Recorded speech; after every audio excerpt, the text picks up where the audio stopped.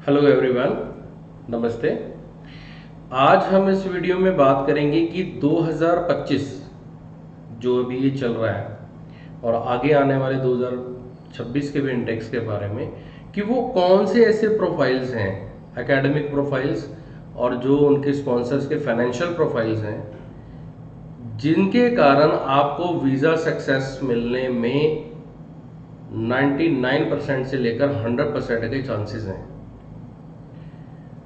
Friends, अभी आपने जो 12th पास आउट होकर आए हैं उनके माइंड में बहुत सारे क्वेश्चंस होंगे कि जो हमारा एकेडमिक का स्कोर हमने अचीव किया है प्लस जो हम आईएलटीएस या पीटी या टॉइफल कर रहे हैं, इंग्लिश की प्रिपरेशंस कर रहे हैं, तो हमारा कितना स्कोर हो जो हमारा एकेडमिक्स में सक्सेस दिलाए, हमारे को कॉलेज या यूनिवर्सिटी में एडमिशन दिलाए और जिसके कारण कि हमारे को वीज़ा में सक्सेस मिले। और इसके साथ साथ दूसरे वो क्या फैक्टर्स हैं, स्पेशली जो आपके स्पॉन्सर्स के फाइनेंशियल प्रोफाइल हैं, उनमें ऐसी क्या चीज़ें हैं, क्या वो डॉक्यूमेंटेशन है जिससे कि आपको 100% वीज़ा सक्सेस मिले। तो चलिए बढ़ते हैं इस वीडियो में आगे। तो सबसे पहले हम बात करते हैं कि आपका एकेडमिक्स कैसा होना चाहिए।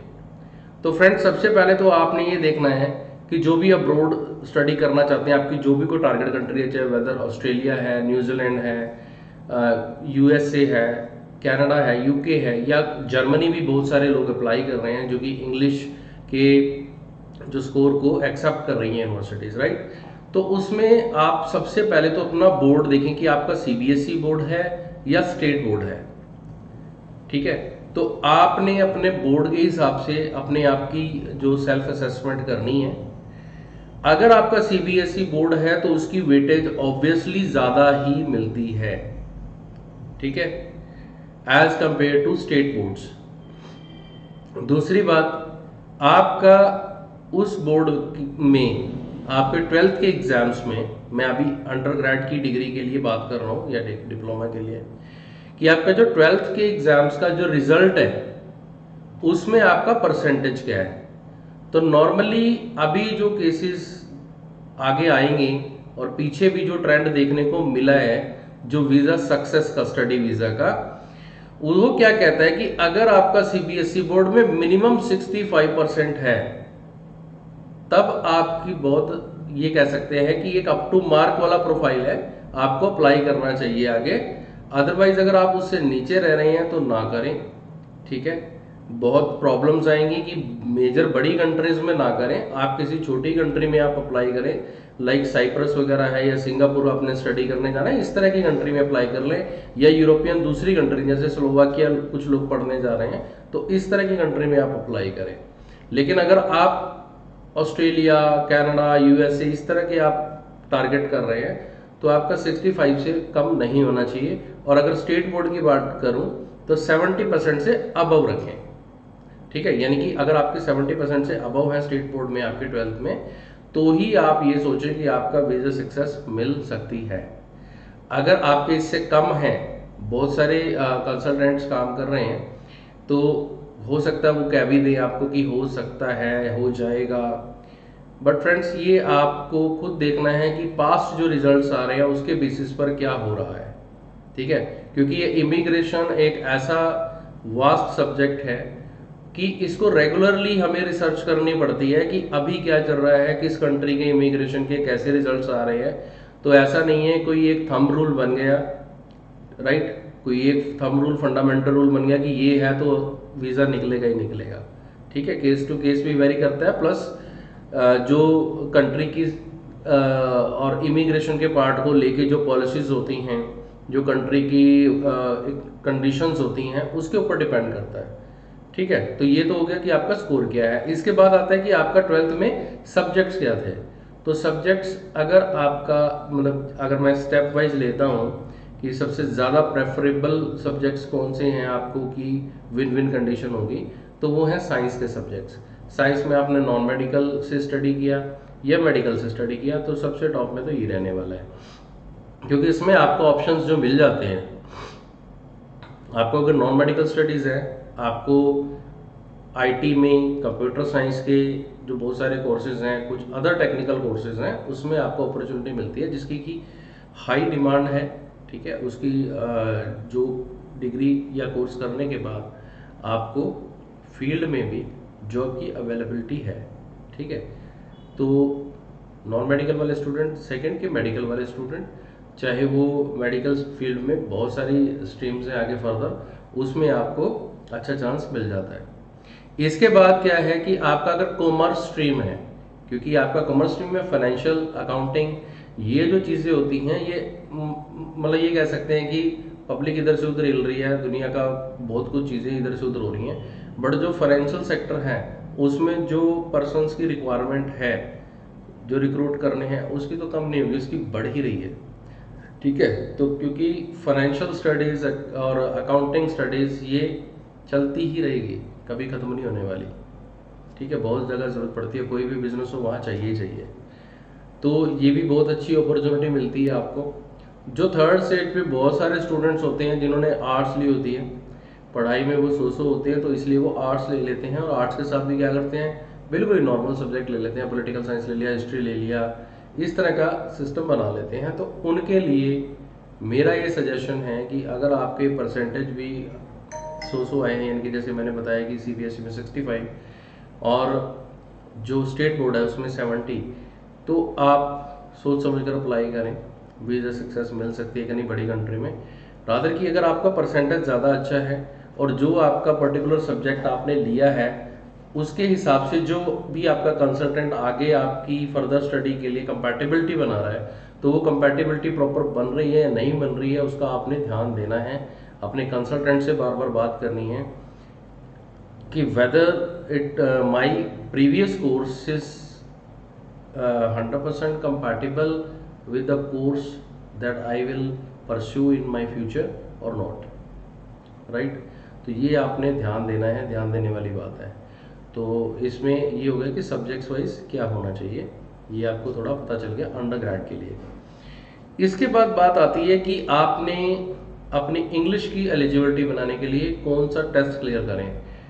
तो फ्रेंड्स बहुत सारे स्टूडेंट्स होते हैं कि यस ये AI बेस्ड स्कोरिंग वाला PTE टेस्ट कर लेते हैं, कंप्यूटर बेस्ड है और इंटरलिंक्ड इसके मार्क्स कैलकुलेट होने हैं AI सिस्टम से, तो हम वो कर लेते हैं। It is quite easy as compare to IELTS exam, ठीक है। आप करिए, कोई इशू नहीं है, बट अगर आपके अंदर स्किल्स है, स्टेमिना है कि आप IELTS को क्रैक कर सकते हैं, राइट, IELTS में अच्छा स्कोर ले सकते हैं, तो आप IELTS को कॉन्सेंट्रेट करें।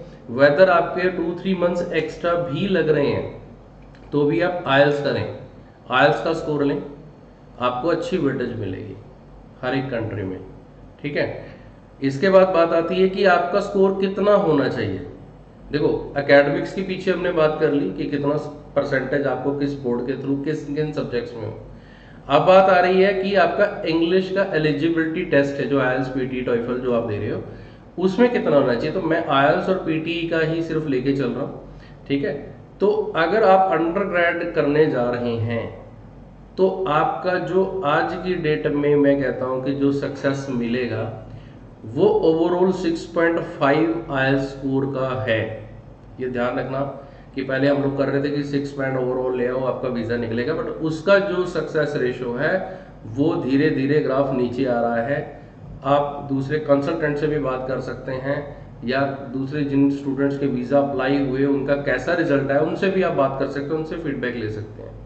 तो अगर आपने आगे अच्छी सक्सेस लेनी है तो मिनिमम 6.5 का टारगेट रखें आप अगर UG करने जाना चाहते हैं बड़ी कंट्री में, ठीक है। और इसी के प्रोपोर्शन में कि आपका जो PTE का स्कोर है 58 to 65 के बीच में होना चाहिए। आप ये मान के चलो कि 62 से अबव भी लेके आओ, आप ये मिनिमम वाली स्लैब में मत आओ PTE में, आप 62 से अबव लेके आओ 6.5 की अगर रेंज में आना है तो। और अगर आप 7 अचीव कर लेते हो that is very good for you, ठीक है ना। 7 या 7 से अबव 8, 8.5, राइट।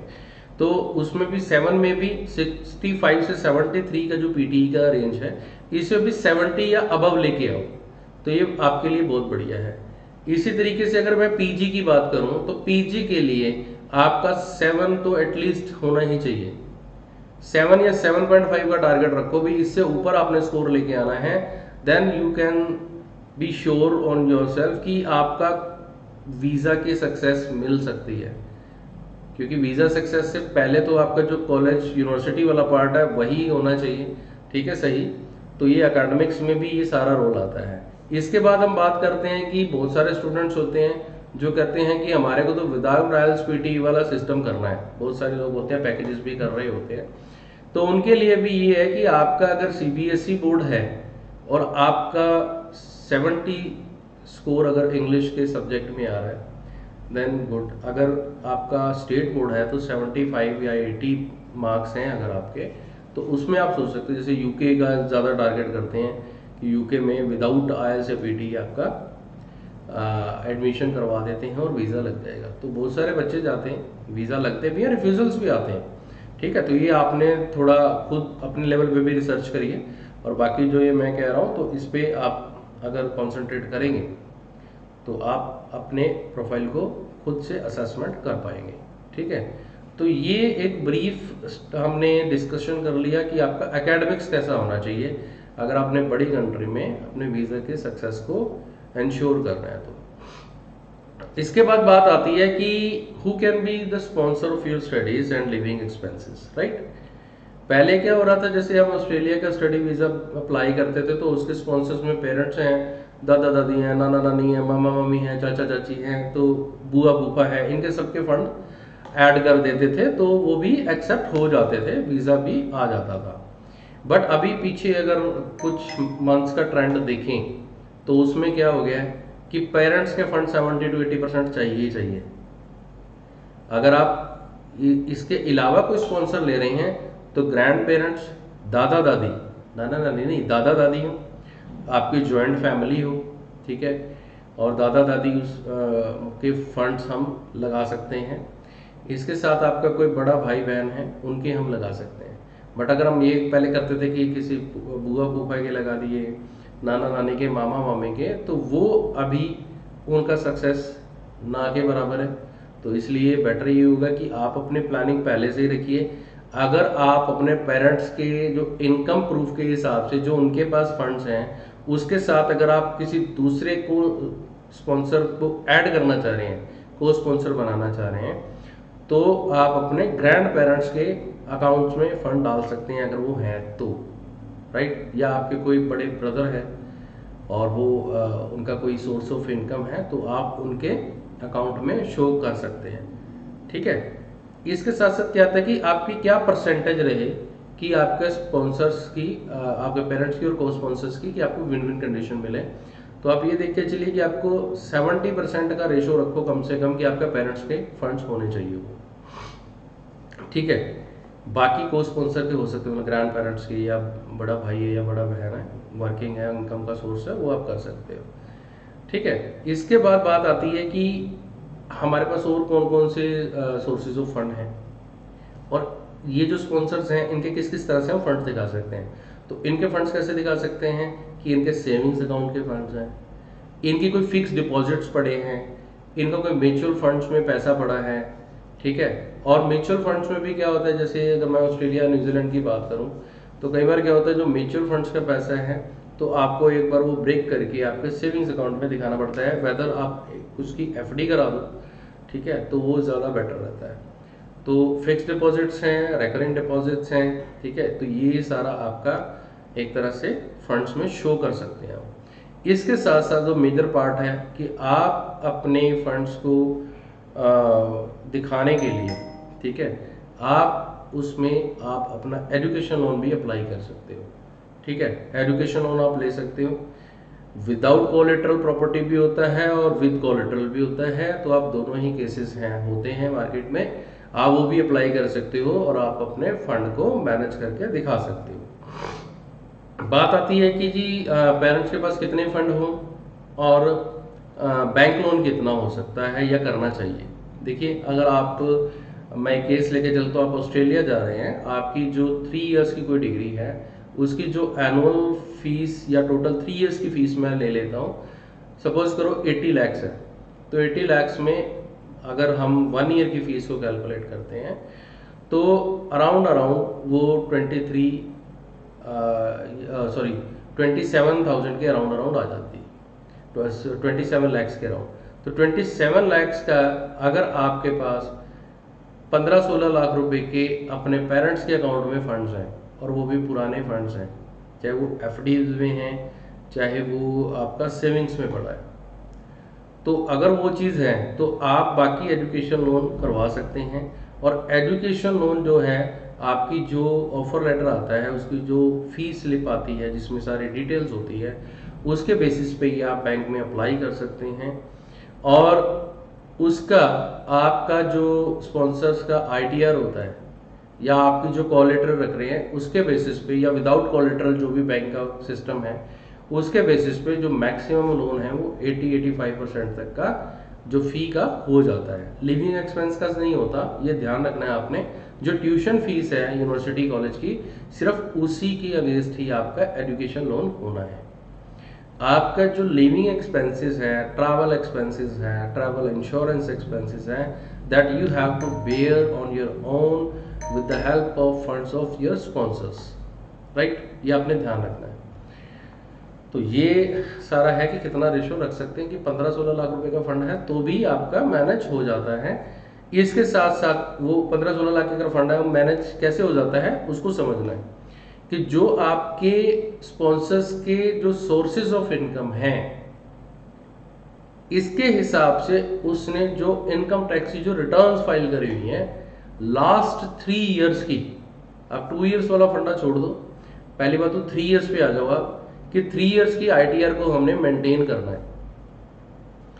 अगर मैं ऑस्ट्रेलिया वगैरह की बात करता हूँ, ऑस्ट्रेलिया न्यूजीलैंड की, तो उसमें जो आपके मेन स्पॉन्सर्स हैं, यानी कि आपके पेरेंट्स हैं, उनकी 15 लाख से कम की आईटीआर नहीं चलने वाली है। इससे अगर कम है तो आपका रेशो सक्सेस का वीक हो जाएगा, ये ध्यान रखना। अगर आपकी 15 लाख से ऊपर की अगर आईटीआर है, लेटेस्ट आईटीआर जो भरी है, और उससे पीछे वाली का ये नहीं होना चाहिए कि आपने लास्ट टू लास्ट ईयर की जो आईटीआर थी वो 5 लाख की थी, फिर एकदम से 7 की भर दी, फिर एकदम से 15 की आ गई, ऐसा नहीं करना, ठीक है।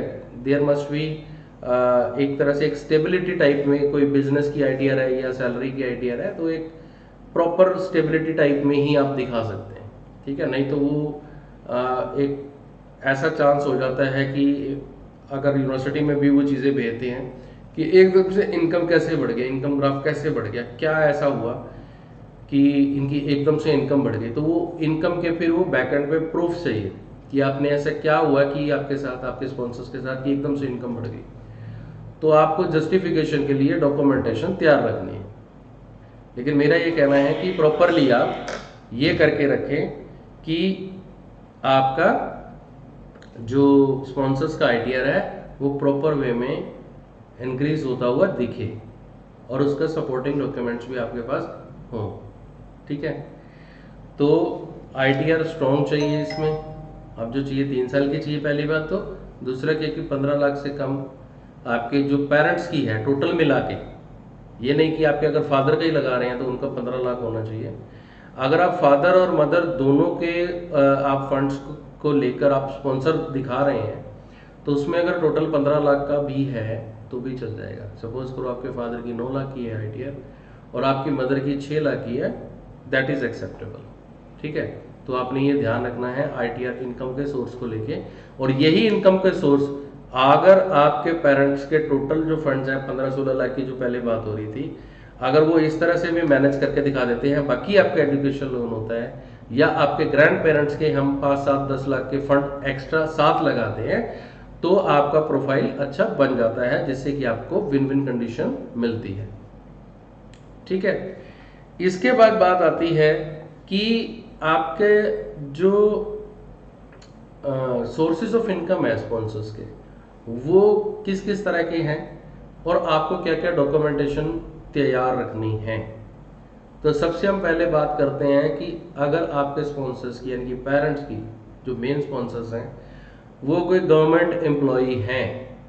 अगर आपके पेरेंट्स गवर्नमेंट एम्प्लॉई हैं, उनकी सैलरी अच्छी आ रही है तो कोई प्रॉब्लम नहीं है। मतलब अगर 50-60,000, 70,000, 1 लाख पर मंथ, इतनी अगर उनकी सैलरी आ रही है तो ये जस्टिफाई हो जाती है सारी, क्योंकि उनका फॉर्म 26 है, ठीक है, उनका उन्होंने रिटर्न भरी हुई है, सारी उनकी डॉक्यूमेंटेशन प्रॉपर आती है, तो वो सारा मैनेज हो जाता है। और हस्बैंड वाइफ का मिला के टोटल जो एनुअल इनकम है वो भी आपका विद इन लिमिट हो रहा है, जो कि रिक्वायर्ड है, जो चाहिए, है ना, तो वो सारी हो जाती है। तो गवर्नमेंट एम्प्लॉय के पास तो ऑलमोस्ट सभी डॉक्यूमेंट्स पूरे होते ही हैं। बात आती है कि प्राइवेट जॉब वाले को क्या करना है। प्राइवेट जॉब वाले को क्या करना है, एक तो ITR मेंटेन, जो पहले मैं बात करता 3 ईयर्स की ITR लगनी है, प्रॉपरली मेंटेन हो। सैलरी जो है वो अकाउंट में आ रही हो, उनके सेविंग्स अकाउंट में। कई बार क्या होता है प्राइवेट जॉब वालों का कि कुछ सैलरी कैश में मिल रही होती है, कुछ सैलरी बैंक में आ रही होती है, और जो बैंक में जो सैलरी आ रही होती है वो कम आ रही होती है कंपैरेटिवली, जो भी उन्होंने टैक्स को मैनिपुलेट करना है या कुछ करना है, ठीक है। तो उसमें ये एडवाइजेबल है कि आप अपने पेरेंट्स को ये बोलिए, पेरेंट्स भी अगर वीडियो देख रहे हैं तो उनको भी ये करना है कि आप अपने मैक्सिमम सैलरी अपने सेविंग्स बैंक अकाउंट में डलवाइए। और सेविंग्स बैंक अकाउंट भी याद रखना है, कोई भी स्मॉल फाइनेंस बैंक में ना कीजिए, आप अपने नेशनलाइज्ड बैंक, कोई प्राइवेट है चाहे कोई गवर्नमेंट है, उसमें डालिए, ठीक है, उसमें डलवाइए, मैक्सिमम डलवाइए, और उसी के हिसाब से ITR जस्टिफाइबल वाली भरिए, राइट। इसके साथ साथ आपको उनके जॉब के कोई ऑफर लेटर है, पुराने जॉब के एक्सपीरियंस लेटर्स हैं, आपकी सैलरी स्लिप्स हैं, आपके कोई अप्रेजल लेटर्स हैं, ये आपको प्रिपेयर्ड रखने हैं। आपकी कोई पर्टिकुलर कोई असाइनमेंट्स है, जिससे कि हम आपके जो इनकम के प्रूफ्स का हम सभी का जस्टिफिकेशन हम दे सकें, यूनिवर्सिटी में भी और आगे इमिग्रेशन डिपार्टमेंट में भी, राइट। इसके बाद बात आती है कि आपकी कोई बिजनेस इनकम है। आप बिजनेस फ्रेंड्स दो तरीके से हैं बेसिकली, जो मार्केट में समझा जाता है कि एक होता है कि आप GST के स्लैब में आ रहे हैं कि नहीं, कि आपको GST नंबर कब लेना है। तो उसमें क्या होता है कि जैसे सर्विस का बिजनेस है, सर्विस लाइन का बिजनेस है, या आपका कोई प्रोडक्ट लाइन का ट्रेडिंग का बिजनेस है, तो उसमें स्लैब्स है 20 लाख 40 लाख की, ना। अगर आपकी टर्नओवर उससे कम रहता है तो आप हमेशा यही कोशिश करते हैं कि हमें GST नंबर ना लेना पड़े, बहुत पछड़े हैं, इसको मैनेज करना पड़ेगा, रिटर्न भरनी पड़ेगी, बुक्स मेंटेन करनी पड़ेंगी, है ना। तो हम इस चीज़ को अवॉइड करने की कोशिश करते हैं, बट ये फ्रेंड्स आपके बच्चे के लिए घातक ही है, ठीक है। अगर आपने बिजनेस इनकम शो करनी है तो आपको यही कहना है मेरा कि अगर आपके बच्चे अभी इंग्लिश की तैयारी कर रहे हैं, +2 का रिजल्ट आ गया, अभी उनके पास सफिशेंट टाइम है, आप अपना GST नंबर लें, ठीक है। अगर नहीं लिया हुआ तो GST नंबर लें, प्रॉपरली ट्रांजैक्शन करें, और GST की रिटर्न्स भी भरें, जो कि आपको बच्चे को बेनिफिट देगी जब उसकी फाइलिंग होगी, क्योंकि बिजनेस का प्रॉपर प्रूफ मिल जाता है। अगर आपका जेन्युइनली बिजनेस स्लैब से कम आ ही रहा है, ठीक है, और आप नहीं कर पा रहे उसमें स्लैब में कि GST नंबर लें, उस केस में आपको क्या करना है, उद्योग उद्यम आपका बना हुआ है, इसके साथ साथ आपने एक शॉप एक्ट करवाना है, शॉप एक्ट का लाइसेंस लेना है, ठीक है, क्योंकि GST नंबर के बगैर वाला बिजनेस, शॉप एक्ट वाला और ये उद्योग उद्यम, ये दो आपके पास बिजनेस के प्रूफ्स होने चाहिए, आपके पास प्रॉपर एविडेंस होने चाहिए। आप उसके बेसिस पे अपने बिजनेस का करंट अकाउंट ओपन करवाएं, उस करंट अकाउंट में ट्रांजैक्शंस करें, सेविंग्स में ना करें। सेविंग्स में बस जैसे आप एक तरह से एक बिजनेस से अगर हम सैलरी पिक कर रहे हैं 70-80,000 90,000 की पर मंथ की, उस तरह से एक ट्रांजैक्शन करें। बाकी जो आपकी बिजनेस के ट्रांजैक्शंस हैं, चाहे वो रिटेल की हैं चाहे वो होलसेल की हैं, वो सभी आप अपने करंट अकाउंट में मेंटेन करें, राइट। और करंट अकाउंट से ही इन आउट मतलब क्रेडिट डेबिट की ट्रांजैक्शंस प्रॉपरली मेंटेन करके चलें, ठीक है। और आपका तब बिजनेस एक मतलब ये एक्सेप्टेबल होगा यूनिवर्सिटी में भी और आपका इमिग्रेशन में भी। अदरवाइज आप ये सोच रहे हैं कि उद्योग उद्यम के बेसिस पे ही सारा काम हो जाएगा, अभी जो करंट सिचुएशन है इसमें मुश्किल होता जा रहा है। तो अगर आपका ड्रीम है कि ऑस्ट्रेलिया या न्यूजीलैंड जाना है, पर्टिकुलरली ऑस्ट्रेलिया जाना है, तो उसके लिए आप प्रिपेयर्ड हो जाओ कि आपको बहुत अच्छी फाइलिंग, आपको डॉक्यूमेंट्स प्रिपेयर करके रखने हैं, ठीक है। और इसके साथ बात आती है कि बिजनेस में, ठीक है जी, हमने ये दो तो प्रूफ दिखा दिए कि हमने MSME उद्योग उद्यम दिखा दिया और शॉप एक्ट दिखा दिया, तीसरा हमने ये कर लिया कि उसका करंट अकाउंट मेंटेन कर लिया। इसके साथ अगर हो और हम क्या करें, बिल्स मेंटेन करने हैं प्रॉपर, ठीक है, जो भी सेल बिल है आप काटो, परचेज बिल है आप उसको भी बिल पे लो, ठीक है।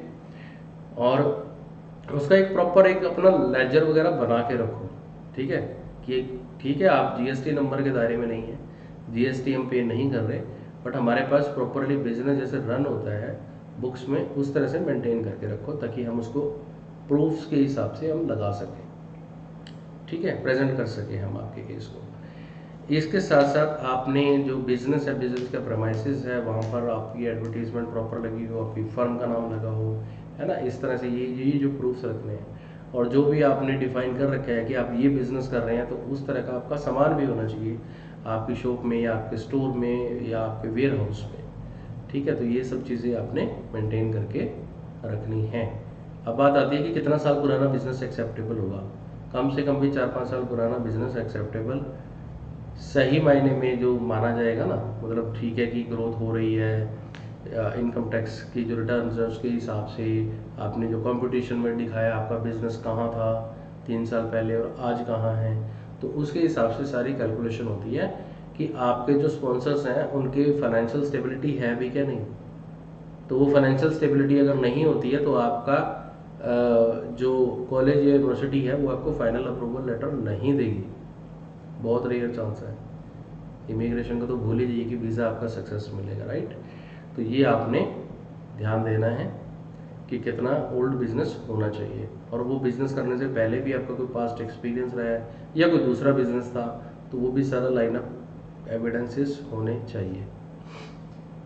इसके बाद बात आती है कि एग्रीकल्चर अगर इनकम है, क्योंकि बहुत सारे हमारे किसान परिवारों के भी बच्चे हैं जो कि बाहर जाना चाहते हैं और जाना चाहिए, अगर वो पढ़ने जाना चाहते हैं, अपना करियर बनाना चाहते हैं अब्रॉड जाकर, तो उनके लिए क्या एडवाइजेबल है। एक तो जो हमने देखी हैं केसेस की अभी पेरेंटल लैंड चल रही होती है, एग्रीकल्चर लैंड्स अपने दादा बाबा के नाम होती हैं, तो उसको पहले तो डिवाइड कराइए, ठीक है। आपके जो पेरेंट्स हैं उनके नाम पर चढ़ जाए, जिसे एक देसी लैंग्वेज में कहते हैं तकसीम कराना।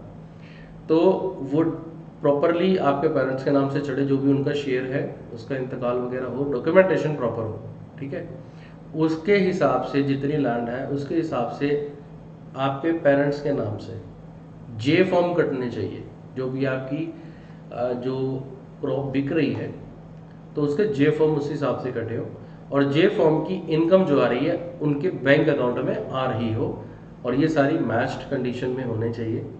और इसके साथ साथ उन्होंने एग्रीकल्चर वाली आईटीआर भी भरनी है, वो भी 3 साल की चाहिए कि एग्रीकल्चर वाली आईटीआर भी भरो, एग्रीकल्चर लैंड के प्रूफ्स हो अपने नाम पे, जे फॉर्म्स हो, वो जे फॉर्म्स के अगेंस्ट जो पेमेंट आ रही है वो उनके बैंक अकाउंट में आ रही हो। तो ये जब सारी चीज़ें होती हैं तो एग्रीकल्चर पर्सन के भी बच्चे बाहर पढ़ने आराम से चले जाते हैं, वो प्रूफ सारे मिल जाते हैं कि ये सोर्सेज ऑफ इनकम है और ये सफिशेंट है इनकी स्टडी और लिविंग को सपोर्ट करने के लिए, और बाकी कुछ इनके पास एक्स्ट्रा पैसा भी है जिससे कि आपके अपने बाकी परिवार का भी पालन पोषण कर सकते हैं, ठीक है, उनकी नीड्स पूरी कर सकते हैं। तो ये इस तरह की जो इनकम्स हैं 4 तरह की बता दी मैंने, government job, private job, business है ना, एग्रीकल्चर इनकम। इसके साथ साथ जो इनकम आती है, किसी की कोई रेंटल इनकम है, किसी ने ऐसा कर रखा है, किसी ने कर रखा है कि इंटरेस्ट पे पैसा चढ़ाते हैं, वो वाले काम है, ठीक है। तो इंटरेस्ट पे पैसा चढ़ाते हैं तो भैया उसकी एक फाइनेंशियल सर्विसेज की एक फॉर्म रजिस्टर कर लो, उसमें आप दिखा दो कि ये हम पैसा दे रहे हैं, ये इंटरेस्ट आ रहा है, ये हमारी इनकम आ रही है। जैसे कि हम एफडी वगैरह का इंटरेस्ट आता है वो भी हमारे इनकम टैक्स में जुड़ता है, सेविंग्स का जो इंटरेस्ट आता है वो भी उसमें जुड़ता है, राइट। तो इस तरह से हम वो दिखाएं, एक बिजनेस ही दिखाना पड़ेगा ना सर्विसेज का। इसी तरीके से अगर आपकी कोई रेंटल इनकम आ रही है, तो रेंटल इनकम अगर आ रही है तो वो रेंट वाली जो बिल्डिंग है वो भी आपके स्पॉन्सर्स के नाम होगी, प्रॉपरली चढ़ी होगी, उसका इंतकाल वगैरह होगा, ठीक है, मोटेशन चढ़ी हुई है। उसके बाद जो आपके पास इनकम आ रही है रेंटल, वो आप बैंक अकाउंट में लो, उसकी कहीं ना कहीं किसी तरीके की रिसीट काट के दो, और वो जो इनकम आ रही है वो इनकम फ्रॉम अदर सोर्स करके आप अपनी आईटीआर की कंप्यूटेशन में मेंशन कर दो, ठीक है। तो वो आपकी एक बहुत अच्छी चीज ऐड ऑन हो जाएगी, ठीक है। तो रेंटल इनकम को ऐड कर दो, ठीक। तो ये सारी चीजें हैं, ये आपको मेंटेन करनी है। इसके साथ एक मैं और बात ऐड करना चाहता हूँ कि बहुत सारे केसेस में हमने देखा है कि कुछ लोग छोटे स्मॉल फाइनेंस बैंक्स में अपनी फिक्स डिपॉजिट्स करा देते हैं कि ड्यू टू कि उनके पास एफडी का जो रेट ऑफ इंटरेस्ट है वो कुछ पॉइंट्स में परसेंटेज में ज़्यादा होता है as compare to nationalised banks.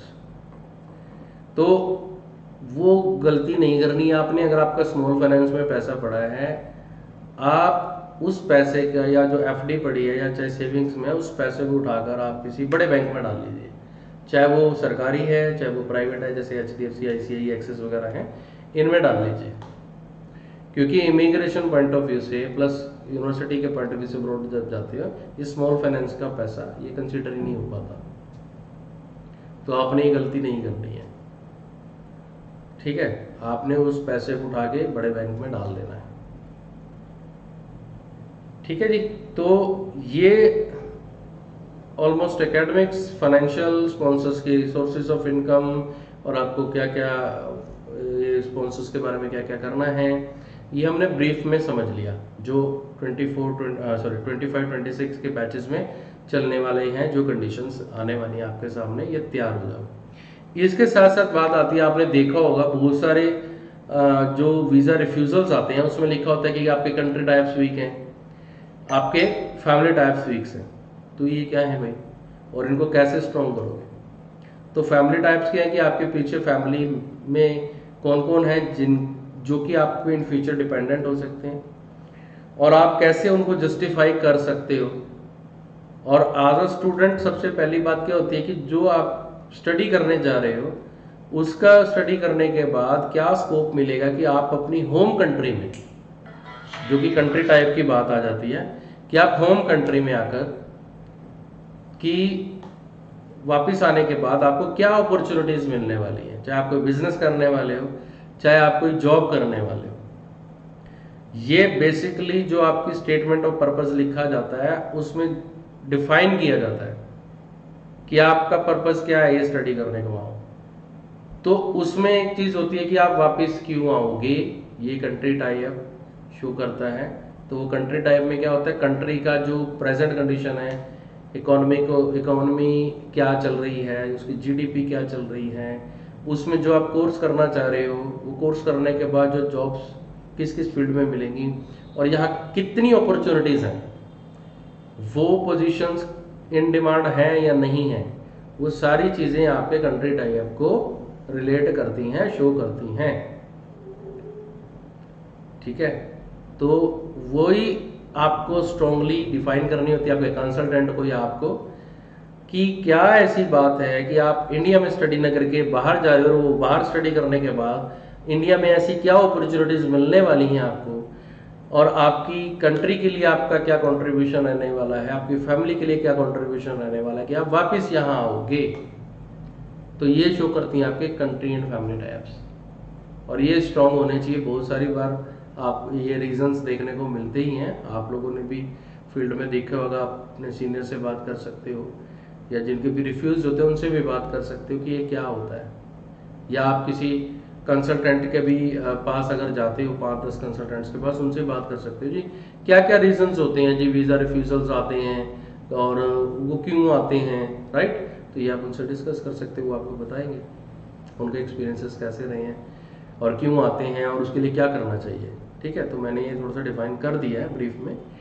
बाकी आप अपने प्रोफाइल को फर्दर असेसमेंट करवाना चाहते हैं फ्री ऑफ कॉस्ट, आप स्क्रीन पर दिए हुए नंबर पर कॉल करें, अपनी अपॉइंटमेंट बुक करें, आप मुझसे आकर मिलें हमारे पास। अगर आप Australia, New Zealand, UK, USA, Canada, Germany, right, यहाँ पढ़ने जाना चाहते हो, आप बड़ी कंट्रीज़ में अपना करियर बनाना चाहते हो, आप आके मिल सकते हैं, ठीक है। हम आपकी फुल हेल्प करेंगे कि आपका वीज़ा निकले, डायरेक्ट एडमिशन्स हो, हमारे पास पूरा पोर्टल है। उसके साथ ही हमारे पास बहुत से यूनिवर्सिटीज़ एंड कॉलेजेस हैं जिसमें आपका डायरेक्ट एडमिशन होगा, ठीक है। एलिजिबिलिटी पूरी करनी है, फाइलिंग प्रॉपर करनी है, वीज़ा आता है और आप बाहर अपना करियर बनाने भी जाते हो। अगर आपको एजुकेशन लोन की रिक्वायरमेंट है वो भी हम पूरी करेंगे, ठीक है। पैकेज सिस्टम हम कुछ नहीं करते, हमारे पास कोई पैकेज वाला ना आए, हम कोई ऐसा काम नहीं करते ट्रिकी काम, ठीक है। बड़े तरीके से, साफ़ सुथरे तरीके से हम काम करते हैं। आपके फंड्स नहीं है आपके, हम बैंक लोन से एजुकेशन लोन करा देंगे, कोई इशू नहीं है, ठीक है। बाकी फर्दर जानकारी के लिए, अपने प्रोफाइल असेसमेंट के लिए, वीज़ा एप्लीकेशन के लिए आप हमारे ऑफिस में आकर अपॉइंटमेंट लेकर आप मुझसे मिल सकते हैं। Thank you very much. अगर आपको ये वीडियो अच्छी लगी हो, ज़्यादा से ज़्यादा शेयर करो, चैनल को सब्सक्राइब करो, अपने नियर एंड डियर से जो भी फ्रेंड्स हैं उनको शेयर करो। इन्फॉर्मेशन अगर आपको मिलती है तो मेरी ये वीडियो बनाने का पर्पज़ सॉल्व होता है। Thank you.